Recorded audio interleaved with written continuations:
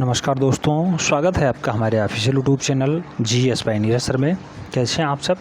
मैं उम्मीद करता हूं स्वस्थ होंगे, मस्त होंगे, अपनी तैयारी में व्यस्त होंगे। बट आज की जो क्लास है मूल रूप से टीजीटी पीजीटी आर्ट को संबंधित है और जो है ये टेस्ट पेपर 59 है। इससे पहले 58 टेस्ट पेपर हो चुके हैं। मैं उम्मीद करता हूँ आपने प्रत्येक टेस्ट पेपर में पार्टिसिपेट किया है।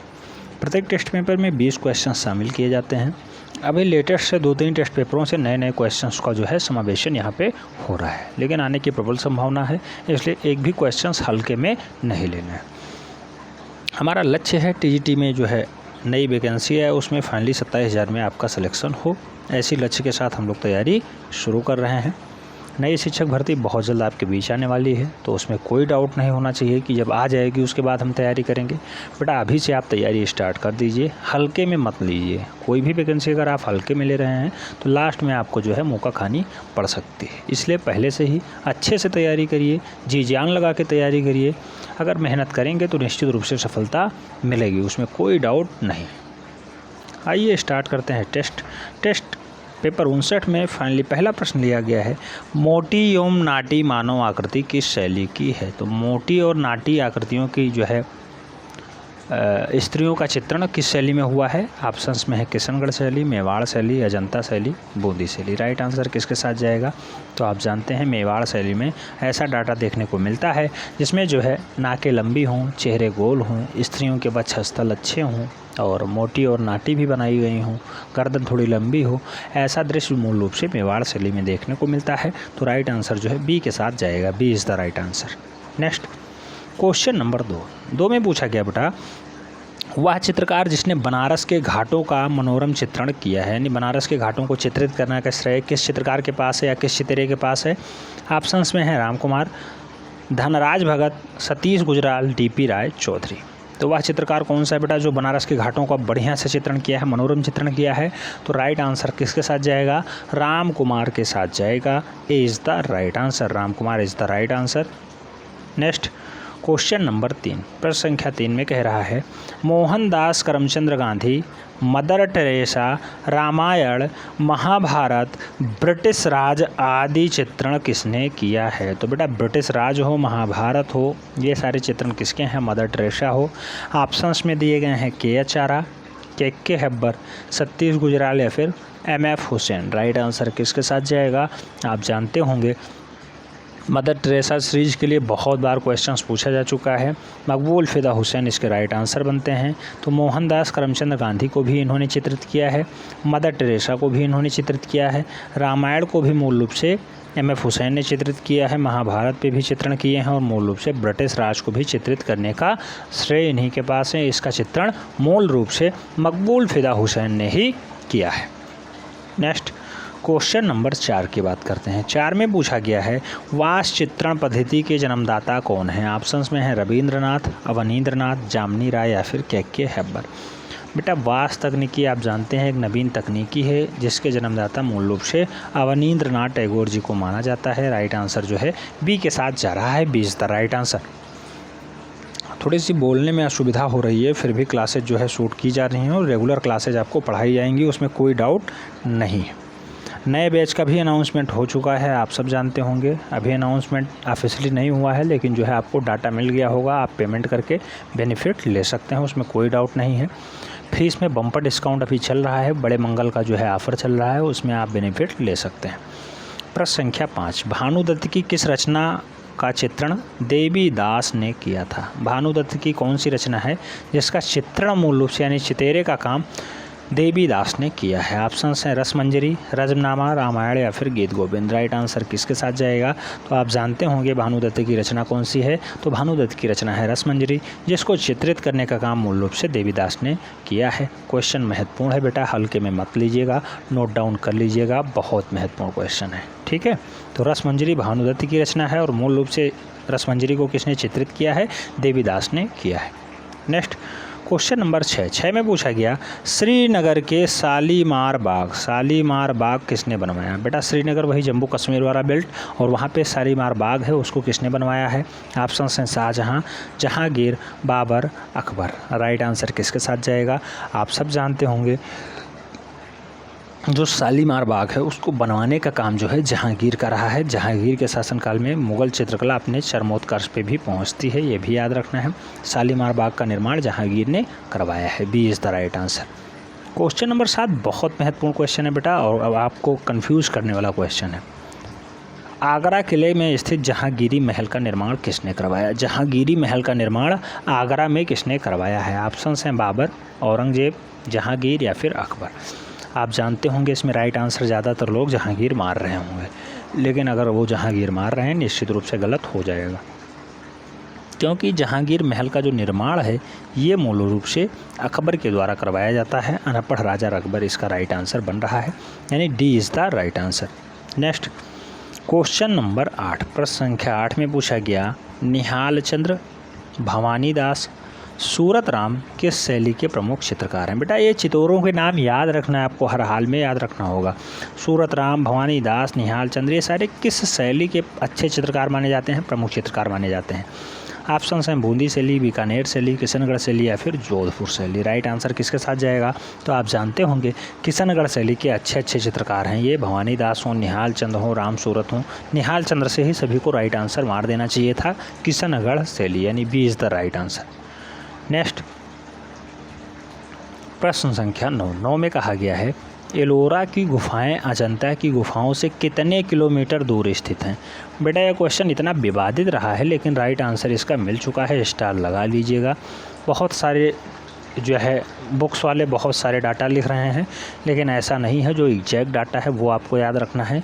एलोरा अजंता के बीच का जो है दूरी कितना है, ये ऑप्शंस हैं 59 किलोमीटर, 110 किलोमीटर, 52 किलोमीटर या फिर 104.9 किलोमीटर। तो 105 किलोमीटर के आसपास का ये डाटा है, 104.9 किलोमीटर एग्जैक्ट डाटा मिल रहा है एलोरा टू अजंता। आप जानते होंगे दोनों जो है महाराष्ट्र में ही स्थित हैं, और दोनों के बीच की दूरी कितनी है?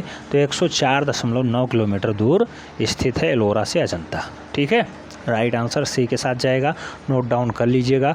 बहुत सारे बुक्स बहुत सारे डाटा दे रहे हैं, चाहे जिस लेखक के हों आप देखेंगे वहाँ पे भिन्न भिन्न डाटा मिलेंगे।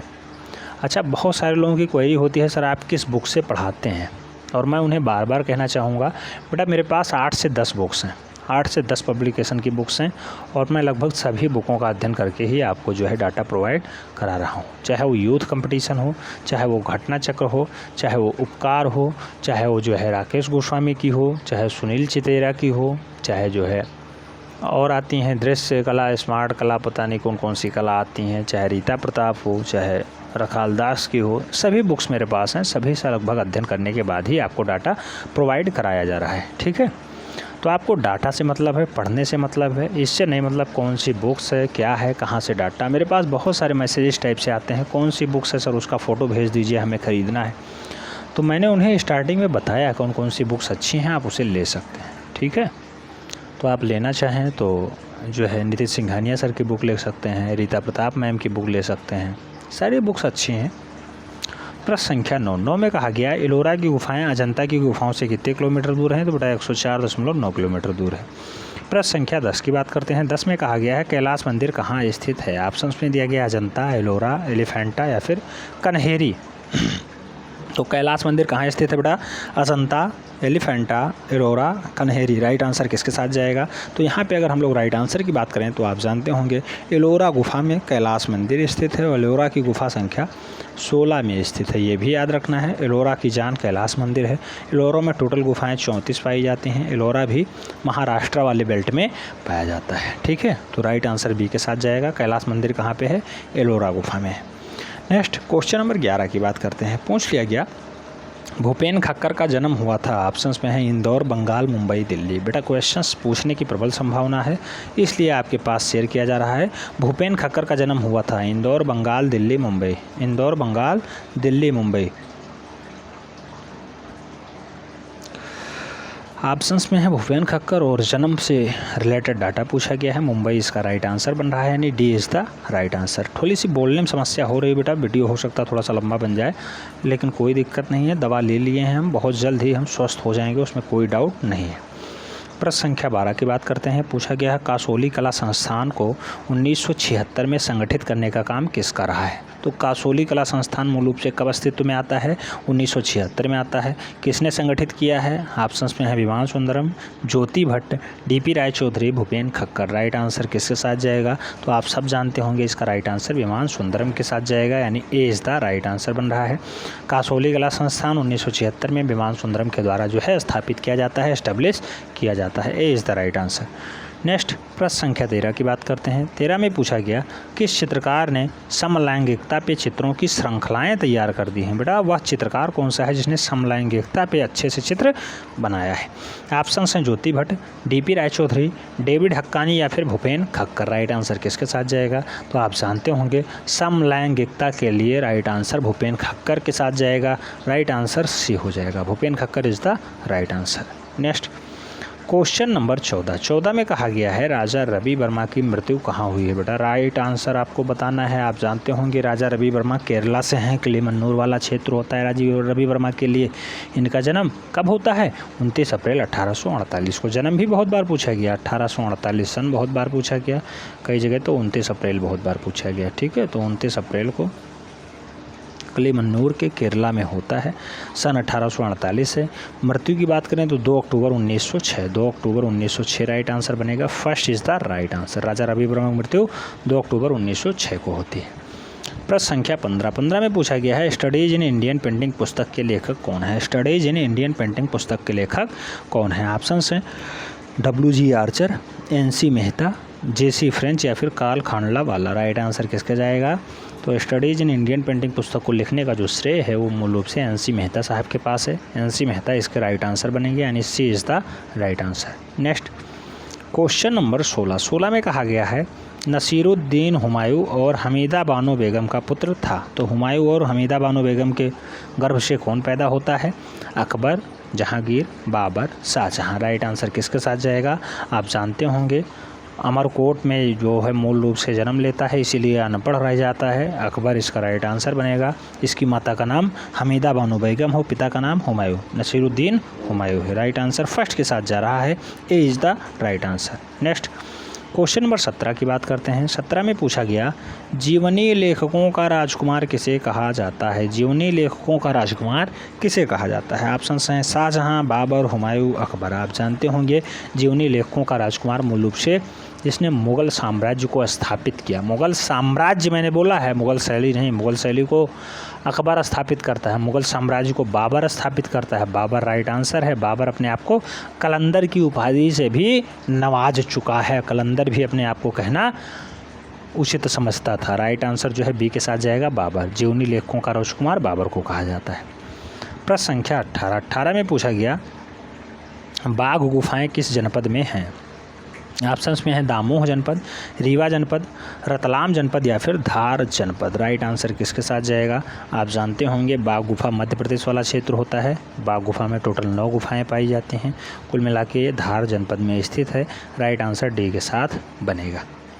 प्रश्न संख्या 19 में पूछा गया एलिफेंटा में किस देवता की मूर्तियों का निर्माण अधिक हुआ है। एलिफेंटा गुफा है, यहाँ पे किस देवता की मूर्ति सबसे ज़्यादा मिली है, तो यहाँ पे ऑप्शंस में है ब्रह्मा, शिव, कृष्ण, विष्णु। राइट आंसर किसके साथ जाएगा, तो आप जानते हैं एलिफेंटा में मूल रूप से भगवान शिव के सबसे ज़्यादा चित्र देखने को मिलते हैं। राइट आंसर जो है सी के साथ बन रहा है, Shiv is the right answer.